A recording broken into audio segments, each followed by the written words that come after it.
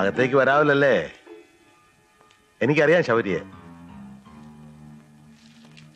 കുറെ അവാർഡുകളൊക്കെ സംഘടിപ്പിച്ചിട്ടുണ്ടെന്ന് കേട്ടു. ഏതാ വിഭാഗം? നാടകമോ ഡിറ്റക്റ്റീവോ? ഇഷ്ടമുള്ള ഉപാധിപ്പെടുത്താം. അല്ല, കൊള്ളാവുന്ന പണിയൊക്കെ ഉപേക്ഷിച്ച് ഈ പണി തുടങ്ങിയോണ്ട് കാര്യമായിട്ട് വല്ലതും തടയുവോ? അങ്ങനെ എന്തെങ്കിലും തടയണം എന്നുള്ളവർക്ക് ഈ പണി അത്ര പറ്റിയതല്ല. ശരിയാ, ഇന്നത്തെ കാലത്ത് ആരാ ഇതൊക്കെ വായിക്കുന്നേ? സത്യം പറയാല്ല, ഞാനിതൊന്നും വായിക്കാറില്ല. സ്വന്തമായ ഒരു വ്യക്തിത്വം നിലനിർത്തണമെന്ന് ആഗ്രഹമുള്ളവർ എന്തിനാ വേറൊരാളുടെ എഴുതി വായിക്കുന്നത്? എന്റെ വിജയരഹസ്യം അതാ. ഒരു കാര്യം പറയാൻ വേണ്ടി വന്നതാ. അത് ഇവിടെ വെച്ച് തന്നെ പറയണോ അതോ അല്ല ഇവിടെ വെച്ച് തന്നെ അങ്ങ് പറഞ്ഞേക്കാം. ശബരി ഒരു സഹായം ചെയ്യണം. ഞങ്ങൾ രാഷ്ട്രീയക്കാരുടെ ഭാഷയെ പറഞ്ഞ ഒരു അഡ്ജസ്റ്റ്മെന്റ്. അഡ്ജസ്റ്റ്മെന്റോ? സംഗതി നിസാരവാ. ശബരി ജഡ്ജി രാജശേഖരൻ നേരമായിട്ട് ക്ലോസ് ആണല്ലോ.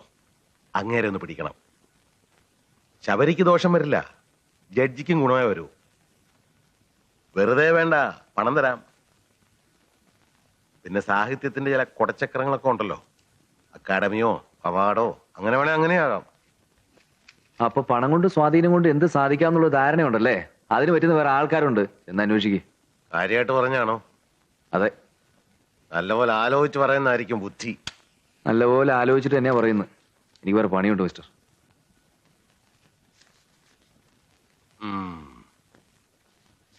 ഇതൊന്നും കാര്യമായിട്ട് എടുക്കണ്ട, ഒരു തമാശ വിട്ടുകളാ.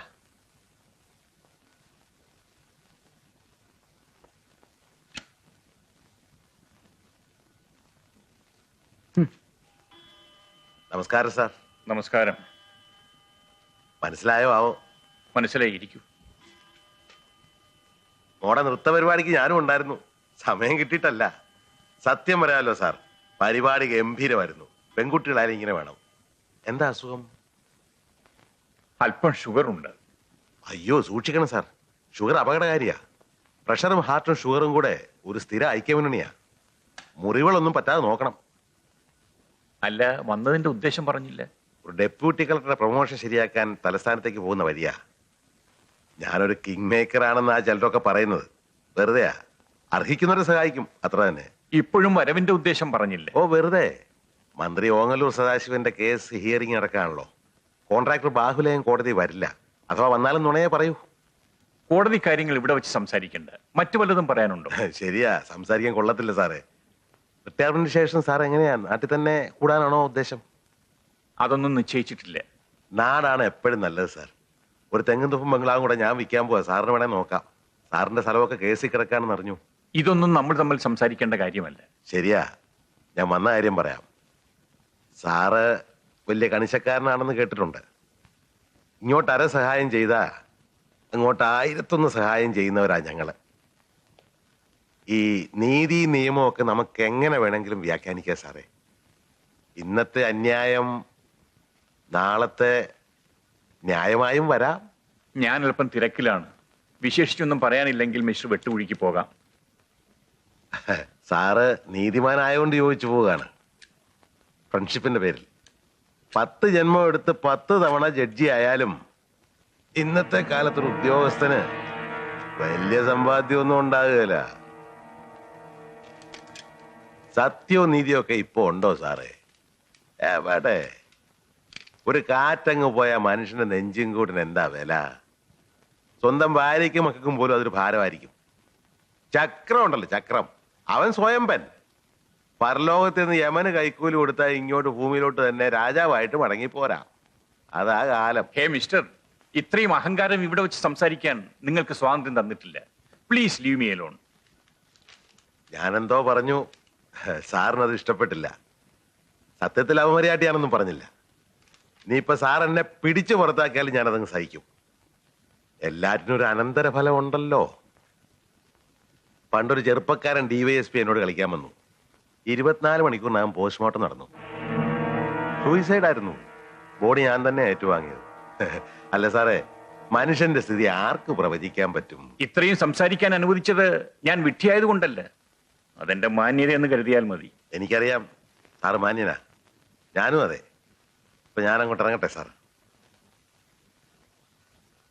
മിസ്റ്റർ വെട്ടുകുഴി, ഇവിടെ വരൂ. ഇതെടുത്തുകൊണ്ട് പൊയ്ക്കുള്ളൂ. എനിക്ക് മറവ് പറ്റാറില്ല സാർ, അതവിടെ ഇരുന്നോട്ടെ. I say you take it and get out.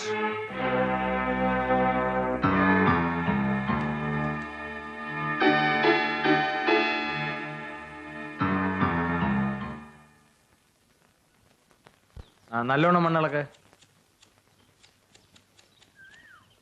എന്താരപ്പായി സാറിന്റെ കാര്യങ്ങളൊക്കെ ശരിക്കും ഓ നോക്കുന്നുണ്ടോ? നല്ലോണം നോക്കുന്നുണ്ട്. ജഡ്ജി സാറിന് നല്ല പരിചയമല്ലേ? പിന്നെ ഞാനും പുള്ളി വലിയ ഫ്രണ്ട്സാ, ഒരുമിച്ച് പഠിച്ചവരാ. എന്താ പറയട്ടെ? സ്വാമി ശരണം. ഈ വെട്ടുകുഴിയും വലിയ പഠിപ്പുകാരനല്ലേ? കണ്ടാ തോന്നില്ല കേട്ടാ.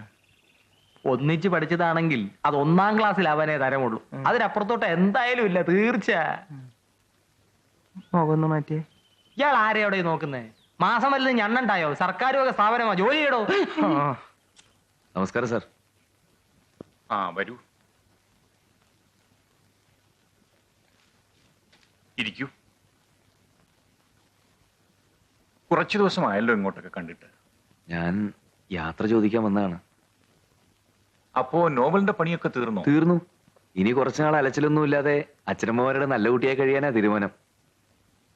ശബരി പോകുന്നെന്ന് കേട്ടപ്പോ എന്തോ ഒരു വിഷമം. ചെറുപ്പമാണെങ്കിലും തുറന്ന് സംസാരിക്കാൻ പറ്റിയൊരു ഫ്രണ്ടായിരുന്നു ശബരി.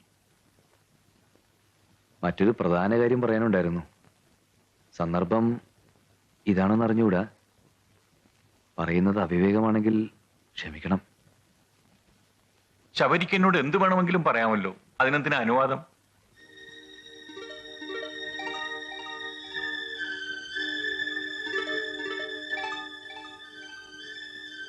പറയൂ. ദേവിയെ എനിക്ക് വിവാഹം കഴിച്ചാൽ കൊള്ളാമെന്ന് ആഗ്രഹമുണ്ട്.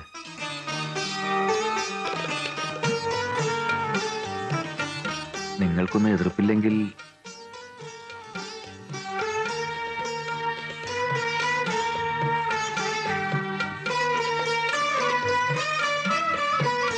എല്ലാം ആലോചിച്ച് തന്നെയാണോ ഈ പറയുന്നത്? അതെ, ശബരിയുടെ അച്ഛനും അമ്മയ്ക്കും എന്റെ ഇഷ്ടം തന്നെ അവരുടെ. എങ്കിൽ എനിക്കിനി ഒന്നും പറയാനില്ല. ദേവിയുടെ സമ്മതം കൂടി ഒന്ന് അറിഞ്ഞാൽ കൊള്ളായിരുന്നു. അതിനെന്താ, അവളോട് തന്നെ ചോദിക്കാലോ. ദേവി,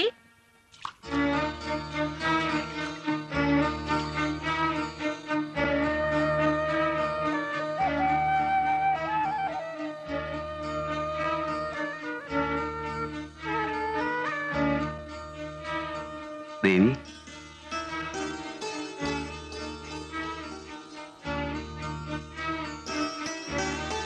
ദേവിയെ എനിക്കിഷ്ടമാ. പെണ്ണിയൊതുക്കല് കഴിഞ്ഞു. ഇനി ദേവിയുടെ സമ്മതം അറിഞ്ഞാ മതി. എന്താന്നും മിണ്ടാത്തത്? എന്നെ ഇഷ്ടമല്ലേ?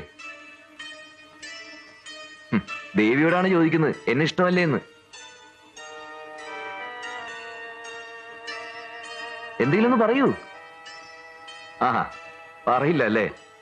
എന്നാ ഇതിന് എന്തെങ്കിലും ഒരു മറുപടി കിട്ടിയിട്ടേ ശബരി പോകുന്നുള്ളൂ.